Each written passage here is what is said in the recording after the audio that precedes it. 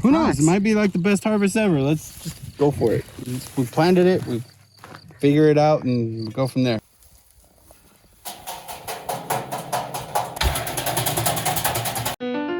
We're two hitchhikers. We met while hiking Mount Baldy with mutual friends, wasted no time, got engaged on a frozen alpine lake, got hitched, and have been adventuring together since. We're embarking on a new adventure of living big in a tiny home. Let's see how this goes. Adventure awaits.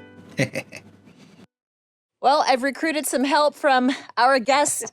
If we didn't already disclose, my parents are visiting us, and my mom does not want me to take her around the area as much as she wants to help around the homestead to be.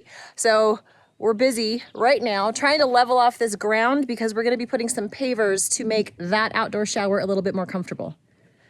Que viva la casita!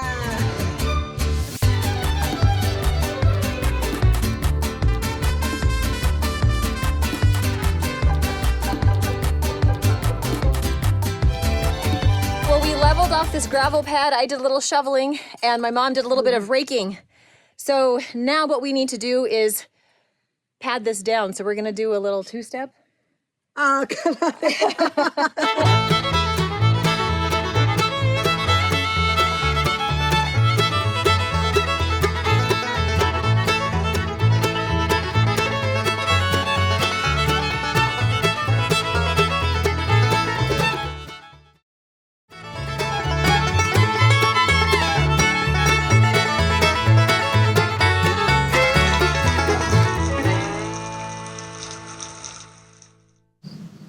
I can remember when we used to camp and we all would, in our sleeping bags, make a circle around the campfire. Oh, that's awesome. Yeah. Well, you always slept with Papa and I, you know. In the middle of both of us, we kept you with our body heat warm, make sure. Yeah. But all the other, everybody, Jana and whomever, we always had 10, 12 kids with us, you know, preteens and teens. And we all would sleep around the campfire.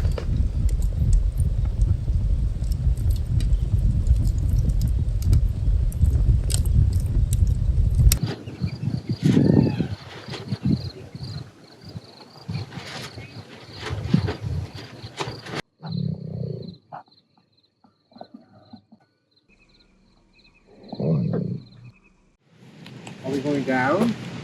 You have this backwards.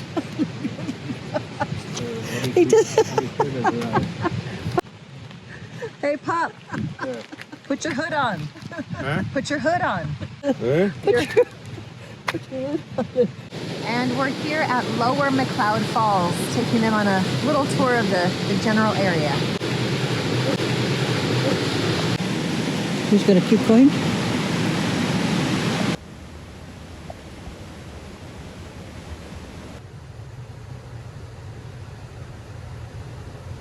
The stairs waiting for you, Pop. Yeah. Come on.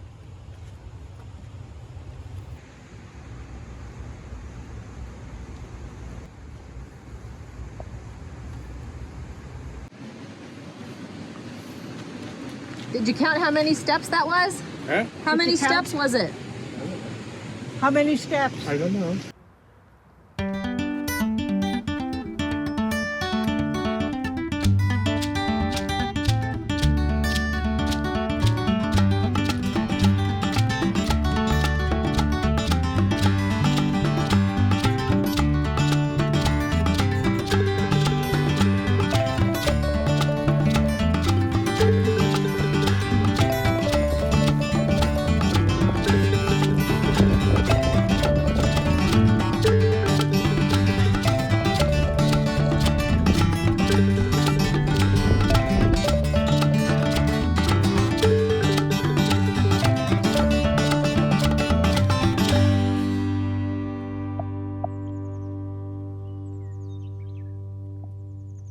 Today is the day that we are going to harvest our wheat. So we have white winter wheat and we have red winter wheat over here behind Ruben.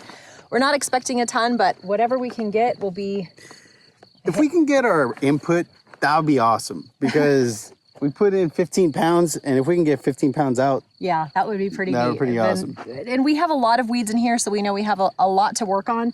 But we haven't watered it in a few days. That way we know that the grain is nice and dry.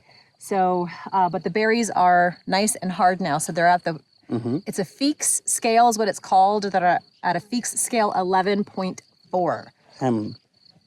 Basically, I'm just here to work. They're hard berries at this point. All right, well, we're about to get started. So we have our canvas blanket here. And what we're doing is we're gonna be hand harvesting with the sickle.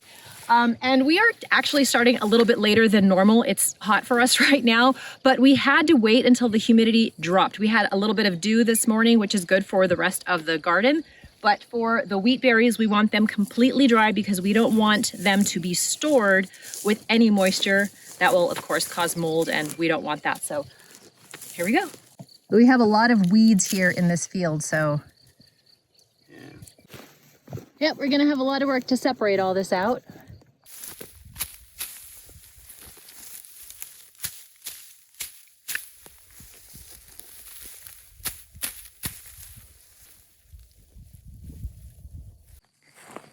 Okay, so we are harvesting the wheat by hand with these sickles. And as we harvest them, we're putting them in bunches here on our canvas tarp. Then what we have to do is we have to separate the wheat berries from the stalks and all of the other weeds, excuse me. So that is when threshing comes in. So the idea is to separate the berries from everything else at this point. So you really just want to beat the heck out of it. So you see these berries right here? So all you need to do is just run it with your fingers until they fall out. Once they fall out, they're in there, and that's when you don't have to worry about them anymore. Then the rest you toss. Yeah. Oh, sorry, grab from here. Yeah.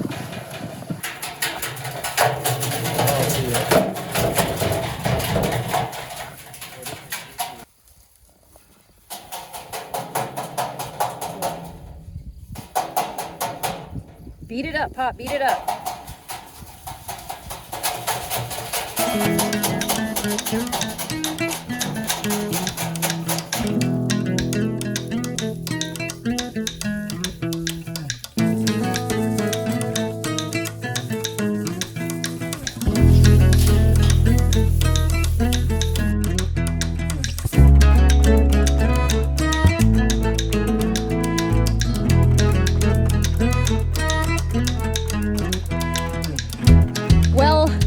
We've already learned a few things that we will not repeat next time around.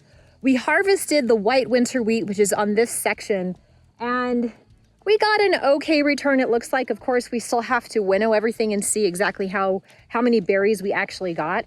But we went through, and it looks like we maybe waited 5 days too long to harvest this section because the birds got to it, and or the rodents, and possibly the deer. We didn't see any signs of deer, but they like the wheat berries as well. So the return on this side is not that great. I'm going through just sporadically trying to find some good stalks with some decent berries on them, but for the most part, they've been picked clean. So still have a little bit of threshing to do. My parents got tired. They went inside. Ruben is grabbing some more water. But I'm going to finish threshing this section, this amount here. Then we're going to move to the other side where we have the red winter wheat planted, and we'll see how we do there. Here we have the wheat stalks. As you can see, these do have berries on them. So what we need to do is we need to separate these berries from the wheat stalks. So that is what the threshing is. So there's a number of ways that you can do the threshing. Here we're just beating the heck out of it. Inside this tin trash can, which has not been used for trash. So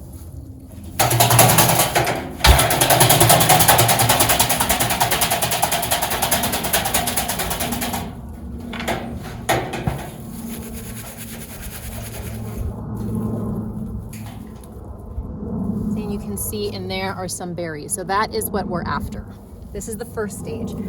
I have another idea for when we head over to the hard winter red, is to wrap it all up in this canvas and then just beat the tar out of it and maybe separate it that way. So we're gonna try a couple of different methods, but this is how you hand harvest a small crop of wheat. It's not easy work, and it definitely gives one a great appreciation for how hard our ancestors, that sounds like such a long time ago, but like our Our grandparents, maybe, whoever planted wheat and had to do it by hand.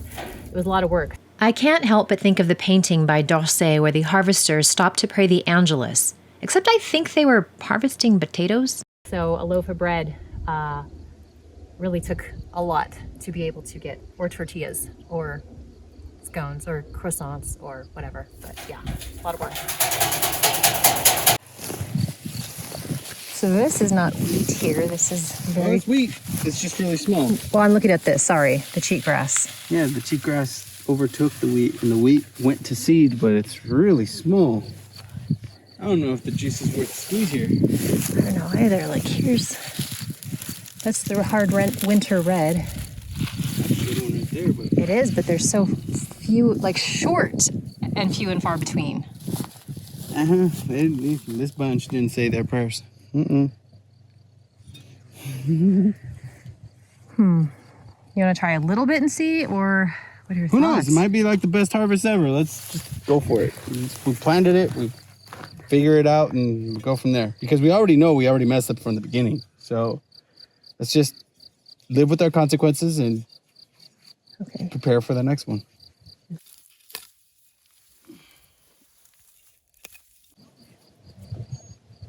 It's not worth it. It really isn't. We're going to be spending all day. We got other projects that we have to do. Yeah. I think we just learned a really hard lesson with this hard winter red. Yeah, it's hard winter red.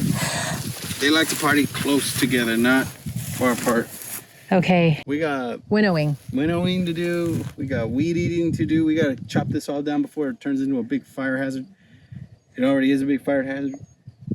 And then we have to prep the shed for the AC. All right, so we're calling on this project. Yeah, she done. Now we're trying to do a no-till method. Last year we did have to break up the soil because of the compaction of the dirt that was there. So we think that maybe stirred up some of the weeds that did end up growing in that section where we grew the wheat. But yeah, we're gonna use what he's taking down now as a cover crop, probably cover it up to kill whatever weed seeds are there currently, and then repurpose that section, and then maybe do it in rows rather than scatter sow it. But if you have any suggestions, let us know if you've done this or if you've seen other channels where they do it. I have looked at a couple channels where they've done some small scale wheat production, and we did learn a little bit from them prior to doing this. I did see one where the lady was like, her hair was perfectly done. It was a super hot day. She never broke a sweat. She did it all by hand with a sickle. I'm sorry, that was just YouTube shenanigans. That wasn't real. This is hard work. But regardless, if you have any suggestions or anything, let us know, because we really would like to get a little bit better yield next year. We still don't know exactly what we harvested this time around. We still have to winnow everything, but we want to get that just taken down because there are weeds in there and we don't want them to go to seed any sooner than they need to.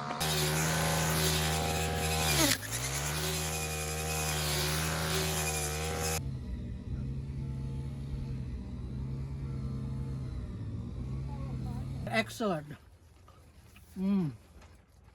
Local lamb burger, fresh herbs, onions, and arugula from our garden, tzatziki sauce, Munster cheese, and homemade rosemary rolls, but not homegrown wheat. Yet.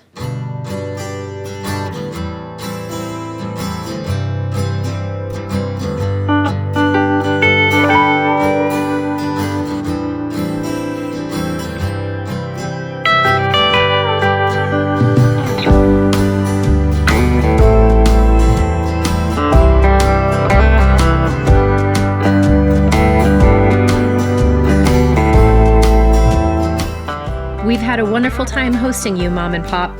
Hopefully you enjoyed your glamping adventure up here in far north California.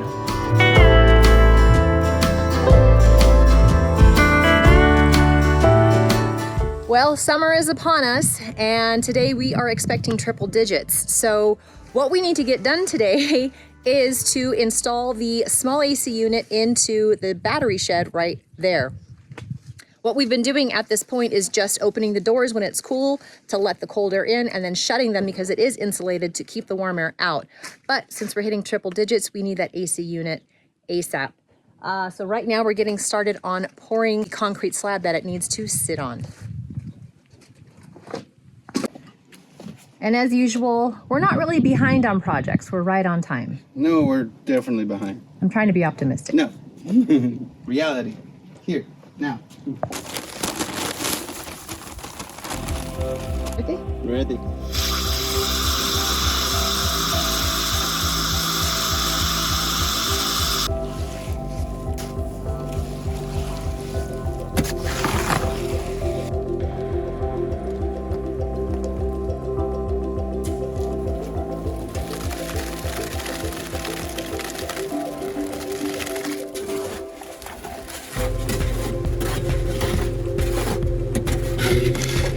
I'll rinse that out if you want to do this.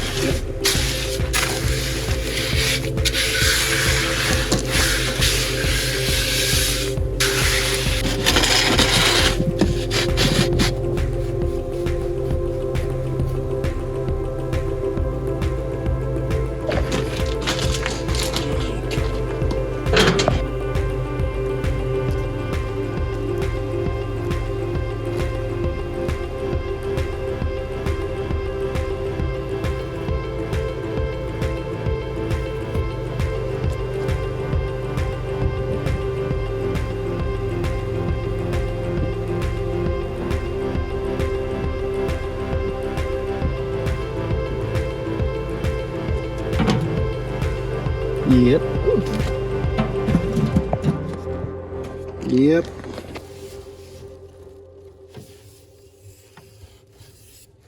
This is the best idea ever that they come with templates.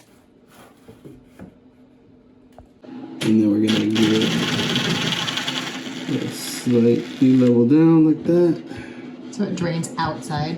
Yeah, because this is level right there, and then we're gonna go slightly down. And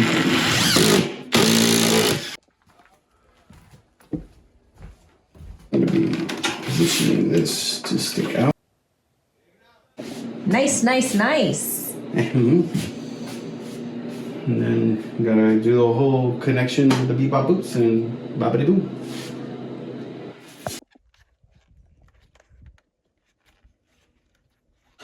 I don't have the right tools, so I'm making it work, and hopefully it works.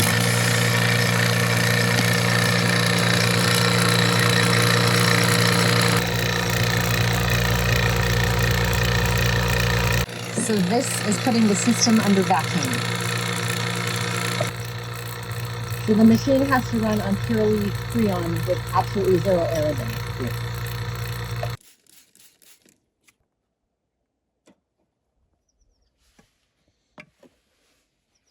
It's testing time. Yep.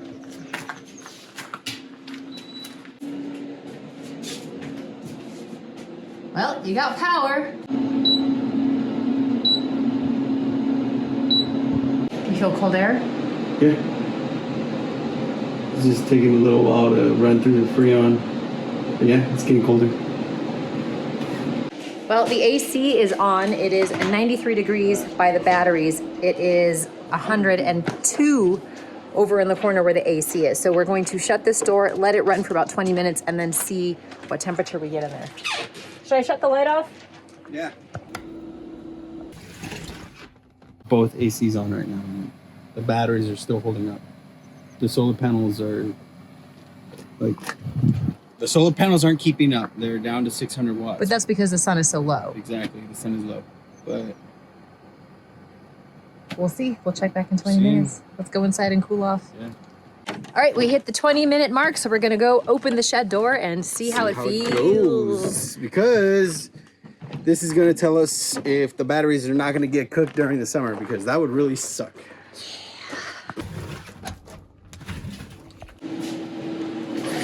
It is totally different. We went from 100 degrees to 86 degrees in here. We were 102 in the corner. Yeah. And then the batteries themselves. 92, the batteries themselves, 88. This is working, and it feels so good to be here. It feels way different in here. Yeah, it was cooking. Went from 102 to 97. That's a win.